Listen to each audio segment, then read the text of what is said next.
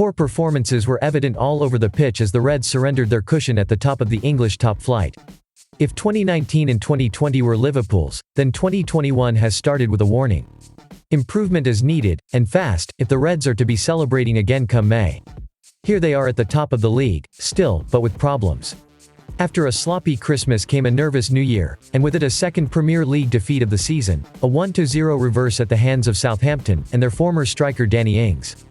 Their away day blues continue. Jurgen Klopp's side have now won just 4 of their last 15 league matches on the road, and only 2 of 9 this season.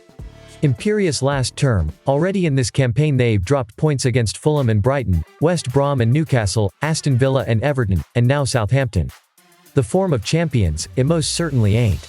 Liverpool would have hoped, given the festive fixture list, to have been clear at the top, but instead they have tossed away the advantage they grafted so hard for. They remain at the summit, but Manchester United and Manchester City will both overtake them if they win their games in hand. And if that doesn't sharpen the senses, United are the next visitors to Anfield as well.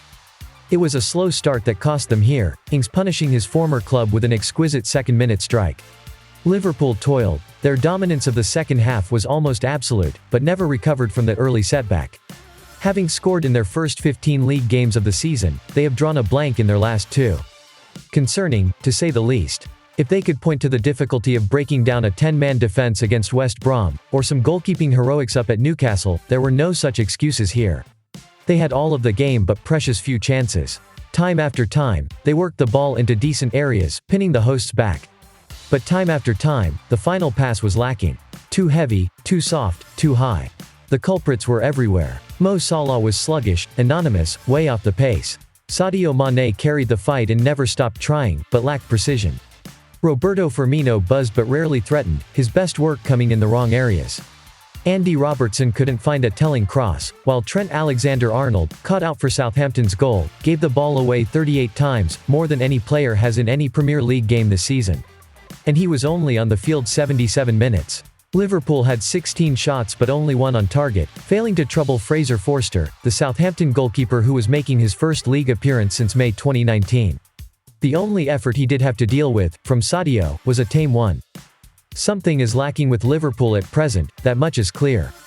They remain a top side, but their sparkle has been missing. Since the feast at Crystal Palace a week before Christmas, it has been famine. 3 games and only 2 points, 44 shots and only 1 goal. That they sent Alisson Becker up for a 93rd minute corner here said everything. That for some reason they took a 94th minute corner short, allowing the referee to blow for full time, said even more.